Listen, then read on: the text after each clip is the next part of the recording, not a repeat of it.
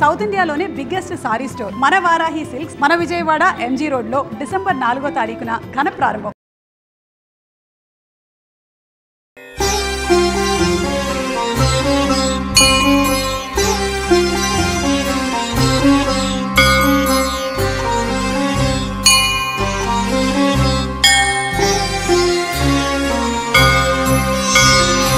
अमलकनकवर्णं प्रज्वलत्पावकाक्षम् अञ्जनासुप्रजा वीरपूर्वा सन्ध्या प्रवर्तते उत्तिष्ठ हरिशार्दूल कर्तव्यं दैवमाह्निकम्.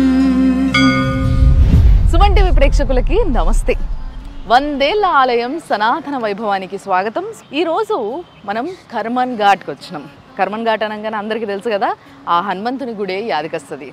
అసలు నిజంగా దేవుడు ఉన్నాడు, దేవుడు ఆయన గుడిని ఆయన్నే కాపాడుకున్నాడు, సంతాన దేవుడు అంటే నమ్ముతారా? నమ్మాల్సిందే. ఎందుకంటే వేలాది భక్తులకి ఇక్కడ స్వామి సంతాన భాగ్యాన్ని ఇచ్చిండు. అంతేకాకుండా ఆయన గుడిని ఆయన్నే రక్షించుకున్నాడు. అవును, ఆ కథ అంతా నేను చెప్తా. బట్ దానికన్నా ముందు మనం ఒకసారి లోపలికి పోదాము, ఆ స్వామిని దర్శించుకుందాము, తర్వాత ఆ చరిత్ర తెలుసుకుందాం. శ్రీరామ దివ్య చరితామృత స్వాదలోల శ్రీరామ కింకర గుణాకర దీన బంధో శ్రీరామ భక్త జగదేక మహోగ్ర శౌర్య శ్రీ వీర ధీర హనుమంతవ సుప్రభాతం. సుగ్రీవ మిత్ర కవిశేఖర పుణ్యమూర్తి. ఎంత పెద్దగా ఉందో గుడి అసలు. ఇది ఒక గుట్ట, ఒక అడవి, అలాంటి ప్రాంతం ఈరోజు ఇంత పెద్ద గుడిగా మనకు కనబడుతుంది అంటే ఎవరి గొప్పతనం, ఈ ముచ్చట కూడా తెలుసుకోవాలి మనం. అంతేకాకుండా గుడి చూస్తే మీకు అర్థమైపోతుంది ఎంత పాతదో. నా వెనకాల అది చూసి ఆ కన్స్ట్రక్షన్ ఎట్లుందో. ఇది చార్మినార్ కూడా కట్టకన్నా ముందు, అంటే చాలా చాలా సంవత్సరాలు, వందల ఏళ్ళ ముందు ఈ యొక్క గుడిని కట్టడం జరిగింది. ఈ గుడి కట్టడం చూడండి ఒకసారి, అది ఎంత పాతదంటే అసలు హైదరాబాద్ అనే ఒక నగరము నిర్మించక ముందు నుంచి ఉన్న వందల ఏళ్ళ చరిత్ర కలిగిన గుడి ఈ గుడి. అంతేకాకుండా ఇక్కడ ఆంజనేయ స్వామి ధ్యాన ముద్రలు ఉంటాడు అన్నమాట. మామూలుగానే ఆయన నిత్యము శ్రీరామ జపము శ్రీరామనామము చేస్తూనే ఉంటాడు. సో ఇక్కడ చాలా ప్రశాంతంగా మనశ్శాంతిగా కూర్చొని ఆ రాముడిని జపించుకుంటూ ఉంటాడు. అందరికీ తెలుసు కదా, విష్ణుమూర్తి రాముడైతే ఆంజనేయ స్వామి ఈశ్వరుడు అంటే శివుడు. సో వీళ్ళిద్దరి కాంబినేషన్ ఎప్పుడు కూడా చాలా అందంగా ఉండేది. మన హిస్టరీ మొత్తం చూసుకున్నా కూడా, మన ఏవైతే పురాణ కథలు ఇవన్నీ ఉన్నాయో వాటన్నిట్లో కూడా ఈయనని ఆయన పూజిస్తాడు, ఆయనని ఈయన పూజిస్తాడు. అదే మన యొక్క గొప్పతనం. అంతే కదా, అందుకోసమే పెద్దలు అంటారు మర్యాద ఇచ్చిపుచ్చుకోవాలి అని.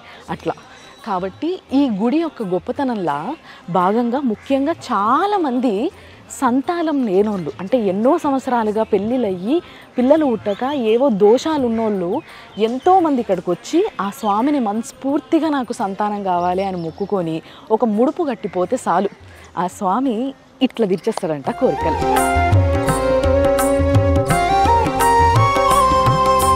బుద్ధి ప్రదాయక శ్రీ హనుమాన్, జల సంధాయక జై హనుమాన్, భాగ్య ప్రదాత శ్రీ హనుమాన్. సిటీలో ఎవరు ఏ మూలకి బండ్లు కొనుక్కున్నా, కార్లు కొనుక్కున్నా, ఏం కొనుక్కున్నా కానీ ఈ స్వామి దగ్గరికి పూజకి తీసుకొస్తారు. మీకు తెలుసు కదా, సిటీలో తాడ్బండి ఆంజనేయ స్వామి గుడికి పోయినాం చూసిరా మనం, ఆడికి కూడా ఇట్లనే ఆంజనేయ స్వామి దగ్గర బండ్ల పూజ చేపిస్తారు.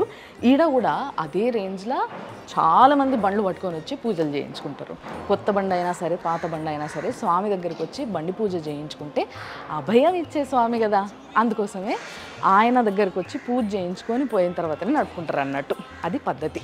చూసినరా, మనకి మనం తిరిగే ఈ పాత గుళ్ళు ఏవైతే ఉంటాయో ఆ గుళ్ళు అన్నిట్లల్లో కూడా ఇలాంటి పిల్లర్స్ని చూస్తుంటాం మనం.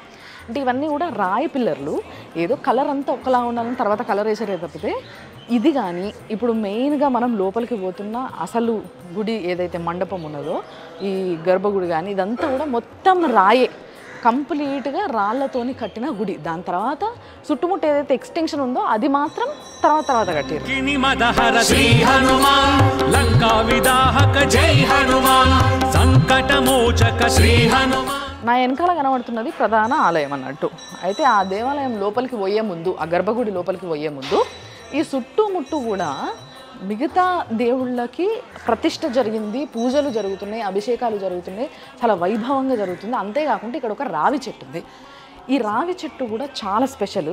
చూస్తే మీకు అర్థమైపోతుంది. చాలా పాత చెట్టు, ఎన్నో ఏండ్లు ఉన్న చెట్టు. దాని కింద వినాయకుడి విగ్రహాలు ఉన్నాయి. అంతేకాకుండా చాలామంది ఇక్కడ భక్తులు ఇట్లా తెలుసు కదా మీకు, దారం చుట్టి వాళ్ళ కోరికని, వాళ్ళ మొక్కుని మొక్కుకుంటూ ఇట్లా చుట్లు తిరుగుతారు దీని చుట్టూ చాలామంది కూడా. సో నేను మీకు ఇంతకుముందు చెప్పినట్టుగా ఎప్పుడైనా కానీ రావి చెట్టుని కానీ, యాప చెట్టుని కానీ, మేడి చెట్టుని కానీ ముట్టుకుంటే శనివారం రోజు మాత్రమే ముట్టుకోవాలి. కాబట్టి ముట్టుకోకుంటే ఇప్పుడు మొక్కుంటే తిరిగేద్దాం మనం. శ్రీత సేవిత పద శ్రీ హనుమాన్ జిత రావణ మద జై హనుమాన్ సజ్జన రక్షక శ్రీ హనుమాన్ దుర్జన రక్షక జై హనుమాన్ శ్రీ హనుమాన్ జై హనుమాన్ జై జై. ఈ చెట్టు తర్వాత ఎదురుగానే శ్రీ జగన్నాథ స్వామి గుడి ఉన్నది. ఇది కూడా చాలా పాతది. అయితే ఇక్కడ పూరిలో ఎట్లయితే జగన్నాథ స్వామి కనబడతాడో సేమ్ అదే విగ్రహాలు ఈడ స్వామికి కనిపిస్తున్నాయి అన్నమాట. సో స్వామితో పాటు మీకు తెలుసు కదా, పూరి జగన్నాథ స్వామి అనగానే ఆ జగన్నాథుడితో పాటు బలరాముడు, సుభద్రాదేవి కూడా ఇక్కడ ఉంటారు. కాబట్టి వాళ్ళని కూడా మనం ఇక్కడ మించి ఇప్పుడు సైజు పెరిగిందనమాట. ఇంకా ఇప్పుడు మనము ఆ ధ్యాన ఆంజనేయ స్వామినే దర్శించుకోనికి పోతున్నాము. ఇగో ఇప్పుడు మనం ఇట్లా ఒక రౌండ్ కొట్టేసి ఇప్పుడు గర్భగుడిలో పోతున్నాము, అంటే ఆ స్వామిని చూసేటందుకు. బట్ దానికన్నా ముందు ఇక్కడ ఒక బావి ఉన్నది చూడండి, చాలా పాతది ఇది. ఓఫో, అసలు మస్తు నీళ్ళు ఉన్నాయి తెలుసా ఇంట్లో. ఈ రోజులలో బావిలలో నీళ్ళు అంటే చాలా తక్కువ. ఇంట్లో నీళ్ళు అంటే ఊరుతూ ఉంటాయట. ఒకప్పుడు ఈ చుట్టుపక్కల ఊర్లన్నిటికీ కూడా కేవలం ఈ బాయే నీళ్లు సప్లై చేసేదంట. మొత్తం ఎంతమంది ఉంటే జనాభా అంతమంది ఈ బావిలకి వెళ్ళి నీళ్ళు తీసుకుపోయేటోళ్ళట. ఇప్పుడు ప్రస్తుతం మాత్రం వీళ్ళందరూ కాయిన్స్ వేసేసి మొక్కుకుంటున్నట్టున్నారు. మొత్తం అన్నీ మస్తు పైసలు లోపల ఆ కొనాకి ఈ కొనాకి పోయి పడ్డాయి. కానీ నీళ్ళు కూడా చాలా మంచిగా తెల్లగా ఉన్నాయి. చాలా పెద్ద పుణ్యక్షేత్రంగా మారిపోయింది ఈ గుడి తెలుసా. ఎందుకంటే మనకి ఎట్లయితే తిరుపతిలో అట్లాంటి జాగాలల్లో మంచి లడ్డు చేస్తుంటే వాసన వస్తుంటుంది కదా, అట్లాంటి వాసన వస్తుంది. ఇక్కడ లడ్డు చేస్తున్నట్టున్నారు లోపల. అంతేకాకుండా ఆ స్వామి ఇక్కడ ఎట్లా వెలిసిండు, ఇది అసలు కథ. అయితే ఇక్కడ స్వామి ధ్యానాంజనేయ రూపంలో వెలిసిండనమాట. అంటే ధ్యానం చేసుకుంటా అట్లా కూర్చొని ఉన్నట్టుగా వెలిసిండు అనమాట. అయితే ఆ స్వామిని చూడడం కన్నా ముందు ఫస్ట్ లోపలికి పోయి ఆ గుడి చూస్తూ ఆ స్వామి యొక్క చరిత్ర గురించి చెప్పుకుందాం.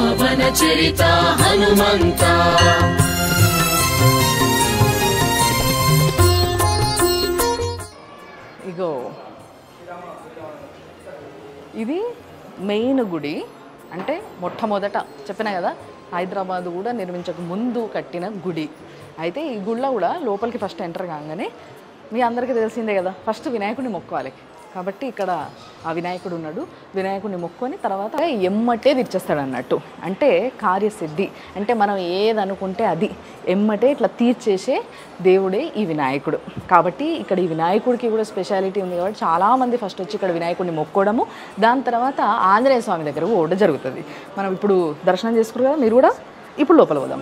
సంధించే దేవా పాహి మాం రక్ష మాం పావ. లోపల ఆరతి అవుతున్నట్టున్నది, గనగన గంటలు వినబడుతున్నాయి చూసారా. ఇక తర్వాత మనం అక్కడ ఆ స్వామిని దర్శించుకున్న తర్వాత ఇంకోటి ఏంటంటే, ఇక్కడ వినాయకుడికి సంకష్ట చతుర్దశి అవుతుంది కదా ప్రతి నెల ఒకసారి. అప్పుడు కంపల్సరీ ఇక్కడ చాలా అంటే చాలా ఘనంగా పూజలు జరుగుతాయంట. ఎటువంటి కోరిక గట్టిగా కోరుకున్నా ఎమ్మటే తీరుతుందట. ఇక ఇప్పుడు ఇక్కడున్న ఈ ధ్యానాంజనేయ స్వామి ఎప్పుడు వెలిసిండు అంటే ఎప్పుడో వెలిసిండు, కానీ మనకి చాలా లేటుగా తెలిసింది. అది ఎప్పుడు జరిగింది అనే విషయము ఇక్కడ చిన్నగా ఒక చిన్న బోర్డు పైన పెట్టారు. అక్కడ నుంచే మొదలు పెడదాం మనం. 1143వ సంవత్సరంలోనట కాకతీయ రాజు రెండో ప్రతాపరుద్రుడు ఎవరైతే ఉన్నారో ఆయన సైన్యం మొత్తం వేసుకొని వేటకని చెప్పేసి వచ్చిండంట. అప్పుడు ఇక్కడ దీన్ని లక్ష్మణగూడెం అనేటోళ్ళంట. ఈ జాగాని మొత్తం కూడా లక్ష్మణగూడెం అని పిలిచేటోళ్ళు.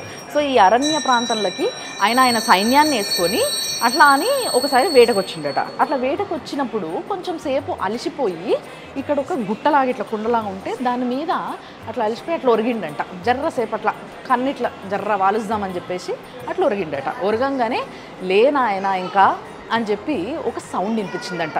వెంటనే ఎవరో పిలిచారు నన్ను అని చెప్పేసి టక్కన లేచి మొత్తం అసలు ఎక్కడి నుంచి సౌండ్ వచ్చిందని ఎతుకుతా ఉన్నాడంట ఆయన. అట్లా ఎతకడంతో ఒక దగ్గర ఒక చెట్టు తొర్రల హనుమంతుని విగ్రహం కనబడ్డదంట.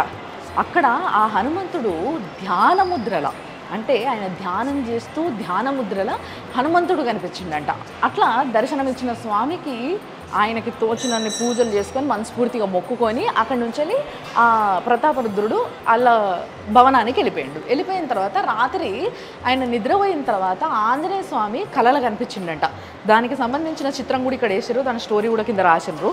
సో కళలో ఆంజనేయ స్వామి కనిపించి ఇక్కడ నేనున్నా, కానీ నేనున్నా అని భక్తులకి తెలియలేదు, కాబట్టి నువ్వు నాకు ఒక గుడి కట్టు, భక్తులందరూ నన్ను చూసేలాగా సదుపాయాలు పెట్టు, కాబట్టి అందరు వచ్చి నన్ను దర్శించుకోగలుగుతారు అని చెప్పేసి ఆ రెండో ప్రతాపరుద్రుడికి ఆయన ఆదేశాన్ని ఇచ్చిండు అనమాట.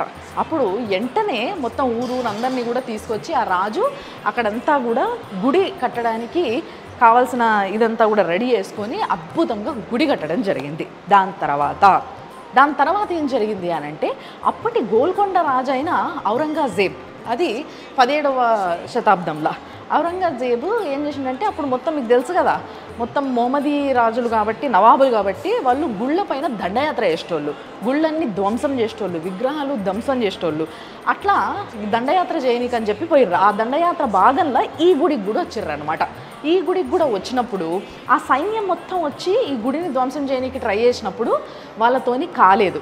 చూసారు కదా, వాళ్ళు ఎంత కష్టపడ్డా కూడా ఎక్కడోళ్ళు అక్కడ పడిపోయారే తప్పితే వాళ్ళతో కాలేదు. మొత్తం జనాలందరినీ కొట్టిండ్రు, ఈ విగ్రహాలు పిల్లర్స్ ఇవన్నీ కూడా వలగొట్టిర్రు, కానీ వాళ్ళకి అది కాని పని అయిపోయింది. అప్పుడు ఇది ఎట్లా సాధ్యం కాదు, అసలు అట్లెట్లా ఈ గుడిని ధ్వంసం చేయలేకపోతుర్రు నా సైన్యము అని చెప్పేసి ఆ యొక్క ఎవరైతే ఔరంగజేబు ఉన్నాడో అప్పటి రాజు, ఆయన్ని గుడికి వచ్చిండనమాట. ఆయనే గుడికి వచ్చి ఆయన వీరత్వాన్ని చూపిద్దామని చెప్పేసి ఆయన్నే పలగొట్టేస్తా అని చెప్పేసి ఫుల్ కాన్ఫిడెంట్గా వచ్చిండు. కానీ అప్పుడు ఏమైంది అని అంటే, పలగొట్టడానికి లోపలికి వస్తున్న సమయంలో వెంటనే ఆయనకి ఆంజనేయ స్వామి యొక్క సౌండ్ వినబడ్డదట. ఏమని తెలుసా? ఏ రాజన్, అగర్ తుమార్కో ఏ మందిర్ తోడ్నా హేతో తుమారా మన్ గట్ కర్లో అని చెప్పేసి వినిపించిందంట. ఆ సౌండ్ ఎప్పుడైతే వినిపించిందో, వినిపించగానే వెనకకి తిరిగి చూస్తే ఆంజనేయ స్వామి భారీ రూపంలా కనిపించిండట. ఇగో అదే ఇక్కడ కనిపిస్తున్న బొమ్మ చూసారు కదా. సో ఆంజనేయ స్వామి రూపము అంత పెద్దగా, అంటే ఒక పెద్ద మర్రి చెట్టు కన్నా కూడా పెద్ద రూపంలో ఆంజనేయ స్వామి దర్శనమిచ్చిండు అనమాట ఆయనకి.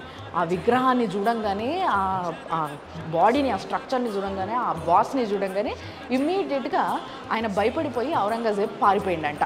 అయితే ఇక్కడ ఇంకో విషయం మాట్లాడుకోవాలి. ఏంది అనంటే, ఏదైతే సౌండ్ వినిపించిందో ఔరంగజేబ్కి, ఆ సౌండ్ ఏందో నేను ఇప్పుడు మళ్ళొకసారి చెప్తా. అక్కడనే మీకు ఈ ప్రాంతానికి, ఈ స్థలానికి పేరెట్లొచ్చిందో మీకు అర్థమైపోతుంది. అదే ఒక్కసారి ఆయన లోపలికి వచ్చి ధ్వంసం చేయాలని చెప్పేసి ఆయన యొక్క పనిని మొదలు పెట్టడానికి ముందు, హే రాజన్ అగర్ ఏ మందిర్కో తోడ్నా హేతో తుమారా మన్ గట్ కర్లో అంటే దీనికి పేరు అక్కడి నుంచి వచ్చింది, కర్మన్ ఘాట్ అని చెప్పి. అంటే తుమారా మన్ గట్ కర్లో అని ఉంది కదా, అంటే ఆ గుండెని రాయి చేసుకొని ఏదైతే సౌండ్ వినిపించిందో అది మెల్లమెల్లగా వాడుక భాషలో మెల్లమెల్లగా జనాలు దాన్ని కర్మన్ ఘాట్ కింద మార్చారు అనమాట. అందుకే ఈరోజు ఇది కర్మన్ ఘాట్ హనుమంతుడి గుడిగా వెలిసిందనమాట. ఇక చూసారు కదా, ఇప్పుడు లోపల ఏదైతే మూర్తి ఉందో, ఆ స్వామి ఏ విధంగా అయితే వెలిసిండో అదే ఫోటో ఇక్కడ కనబడుతుంది. ఆయన మంచి ధ్యాన ముద్రలు ఉంటాడు, అది చాలా స్పష్టంగా కనిపిస్తుంది. ఇక్కడికి చాలామంది సంతానం కోసం వచ్చి మొక్కుకునేటోళ్ళు ఉంటారు. ఆ సంతానం లేని వాళ్ళు ఎన్నో సంవత్సరాలుగా పెళ్ళయ్యి ఎన్నో బాధలు, ఎన్నో రకరకాలుగా హింసలు పడేటోళ్ళు, లేకపోతే హెల్త్ ఇష్యూస్ ఉన్న వాళ్ళు ఎవరైతే ఉంటారో, గర్భాశయానికి సంబంధించిన ఏ హెల్త్ ఇష్యూస్ ఉన్న వాళ్ళైనా సరే ఇక్కడికి వచ్చి ఆ స్వామిని మొక్కొని ఒక్కసారి మనస్ఫూర్తిగా తలుచుకొని నా కోరిక తీరుతుందన్న నమ్మకంతో ఒక మంచి ముడుపు కట్టేసి పోతారనమాట. ఆ ముడుపులు కూడా నేను చూపిస్తా. బట్ దానికన్నా ముందు ఈ కథ అయిన తర్వాత వెంటనే పోయి ఆ స్వామి దర్శనం చేసుకోవాలనిపిస్తుంది కదా. దూరం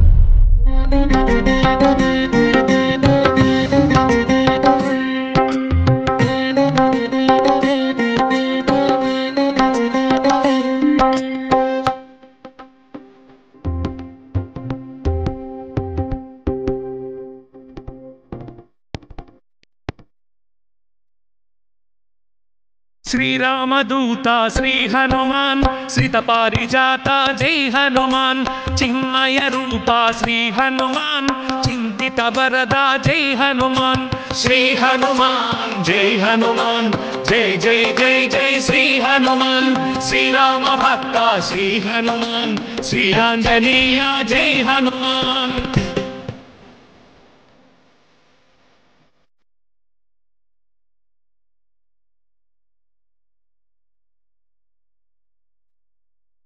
అంజని తనయా శ్రీ హనుమాన్ అమిత గుణగణ జై హనుమాన్ అనిల పుత్రక శ్రీ హనుమాన్ అమిత పరాక్రమ జై హనుమాన్ శ్రీ హనుమాన్ జై హనుమాన్ జై జై జై జై శ్రీ హనుమాన్ శ్రీరామ భక్త శ్రీ హనుమాన్ శ్రీ ఆంజనేయ జై హనుమాన్.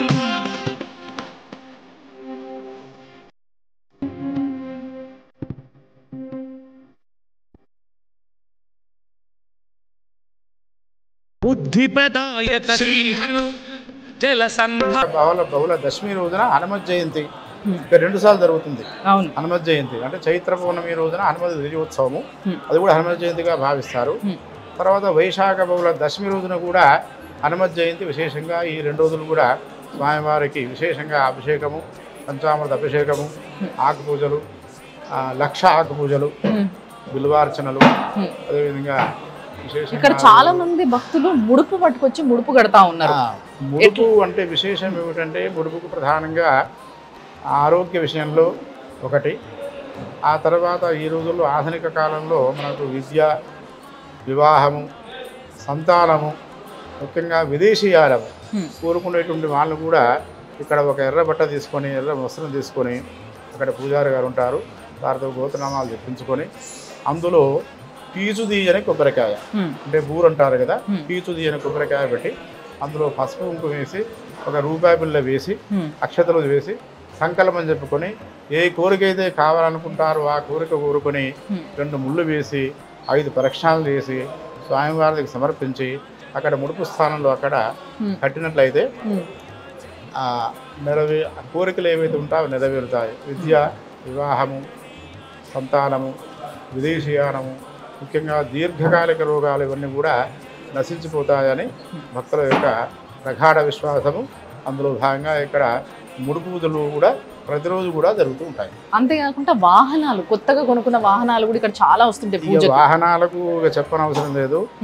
ఇక్కడ విశేషంగా అన్నిటికంటే ప్రధానమైనటువంటి పూజలు వాహన పూజలు. ఇప్పుడు హైదరాబాదే కాకుండా, జంట నగరాలే కాకుండా, తెలంగాణ కాకుండా, ఆంధ్రప్రదేశ్ కాకుండా యావత్తు భారతదేశంలో వాళ్ళు కూడా ఇక్కడికి వచ్చి వేరే రాష్ట్రాలు కూడా వచ్చి, ఇతర రాష్ట్రాలు కూడా వచ్చి ఇక్కడ వాహన పూజ చేయించుకుంటే మనకు సురక్షిత సుఖ ప్రయాణం జరుగుతుందని భక్తుల యొక్క విశ్వాసం. కాబట్టి నూతన వాహనం తీసుకున్నటువంటి ప్రతి వారు కూడా ఇక్కడికి వచ్చి ద్విచక్రం కానివ్వండి, చతుశ్చక్రం కానివ్వండి, ఏదైనా సరే బండి తీసుకున్నప్పుడు ఆ వాహనాన్ని తీసుకొచ్చి ఇక్కడ ఆంజనేయ స్వామి ప్రాంతంలో ఉన్నటువంటి వాహన ఆంజనేయ స్వామి సమీపంలో షెడ్డు కింద పూజ చేయించుకున్నట్లయితే ఆ యొక్క భక్తులకు సురక్షితమైనటువంటి ప్రయాణం జరుగుతుందని, క్షేమంగా ఆ బండి నుండి ఎటువంటి ప్రమాదం జరగదని భక్తుల యొక్క విశ్వాసము. అందుకు అనుగుణంగా ఇక్కడ విశేషంగా అన్నింటికంటే విశేషంగా ఇక్కడ వాహన పూజలు బ్రహ్మాండంగా సాగుతాయి. ఇది అందరికీ తెలిసినటువంటి విషయం. చాలా సంతోషం గురువు గారు, థ్యాంక్ యూ సో మచ్. చాలా మంచి విషయాలు చెప్పారు. చాలా ప్రశాంతంగా స్వామిని దగ్గర నుంచి చూసి మనస్ఫూర్తిగా మొక్కాల్సినవి అన్నీ మొక్కేసుకుంటే ఏదో భారం దిగిపోయినట్టు అనిపిస్తుంది అబ్బా నిజంగా. అండ్ చాలామంది ఇగో ఇట్లా అది చూడండి, ఒకసారి మొత్తం నిండిపోయింది లోపల. అన్ని ఎర్రబట్టలల్లో ఇట్లా కొబ్బరి పెట్టి, అంటే పీసు అని కొబ్బరితోని పసుపు కుంకుమ అక్షంతలు వేసి ఒక కోరికని కోరుకొని దాన్ని ముడుపుగా చేసి స్వామికి యాద్ చేసేటందుకు ఇట్లా ముడుపులు కడతారు అన్నట్టు. సో ఇట్లా చాలామంది వాళ్ళ పేర్లు డేట్తో సహా ముడుపులు కట్టేసి ఇక్కడ కట్టిపోయారు అన్నట్టు. అంటే ఈ ముడుపులు కట్టిన వాళ్ళందరి కోరికలు తీరాలని నేను కూడా మనస్ఫూర్తిగా కోరుకుంటున్నా. ఆ స్వామికి యాద్ చేసేటందుకు ఇక్కడ కట్టిన ముడుపు వాళ్ళకి అది ఆ స్వామికి చెల్లాలి. అట్ ది సేమ్ టైం ఆ కోరిక తీరాలి. అట్లా ఎంతోమంది వచ్చి రకరకాల కోరికలతోని ఇక్కడ ముడుపులు కట్టుకోవడం జరుగుతుంది. ఇప్పుడు మనము అక్కడి నుంచి ఎంటర్ అయినాము, ఇక్కడి నుంచి బయటకు వస్తున్నాము. ఈడికెళ్ళి బయటకు వస్తుంటే ఈడ పాతది ధ్వజస్తంభం కనబడుతుంది. మీకు చూపిస్తారా అంటే ఇప్పుడు నేను అది ఇదంతా కూడా పాత కట్టడంలాగా దాంట్లో భాగంగానే ఇగో ఇక్కడ ఒక ధ్వజస్తంభం ఉంది చూడండి ఎంత పాతదో. ఈ ధ్వజస్తంభం పైన కొంచెం డిఫరెంట్గా కింద తాంబేలు, తర్వాత మీద ఆంజనేయ స్వామి, ఇక్కడ మొత్తం చతుర్భుజాల ఆంజనేయ స్వామి, ఇక్కడ ఒక ఆంజనేయ స్వామి, అట్లా రకరకాల అక్కడ పైన పాము, ఒక కోడి, పిట్ట, ఇట్లా ఏవేవో అన్ని బొమ్మలు చెక్కినే ఉన్నాయి. సో ఇది అప్పటి రోజులల్లో పెట్టిన ధ్వజస్తంభం, చాలా పాతది. ఇక్కడ తర్వాత కొత్త ధ్వజస్తంభం పెట్టినట్లేదు, అన్నీ కూడా పాతవే ఉన్నాయి. ఆ గుడికి కానీ ఇక్కడ ఒకటి నా వెనకాల ఒకటి ఉంది చూసారా, అది కొత్తగా పెట్టింది, బట్ దాని వెనకాల ఇంకో పాతది ఉంది మళ్ళీ. సో ఇట్లా ధ్వజస్తంభాలు కూడా చాలా పాతవి అట్లనే ఉన్నాయి. ఆ పాత కాలంలో ధ్వజస్తంభాలన్నీ కూడా ఇట్లనే ఉండేటివి, ఆ పైన ఏమి ఉండేది కాదు, అట్లా మొత్తం అక్కడి వరకు ఒక పిల్లర్ లాగా ఉండేది అనమాట.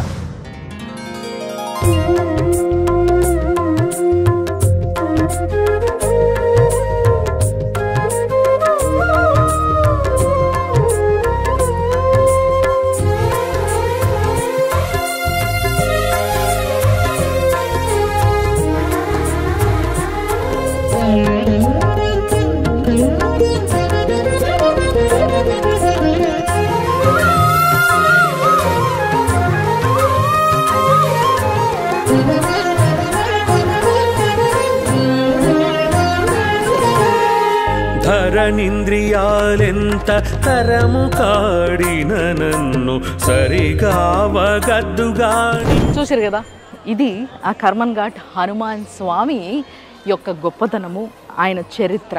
ఇంకొక విషయం చెప్పనా, నేను ఈ గుళ్ళ రాత్రి పూట కొంతమంది ఎవరైనా అనుకోకుండా వచ్చిన వాళ్ళు లేకపోతే ఈ చుట్టుపక్కల తిరిగేటోళ్ళు కొంతమందికి మాత్రమే ఒక అనుభూతి కలుగుతుందట.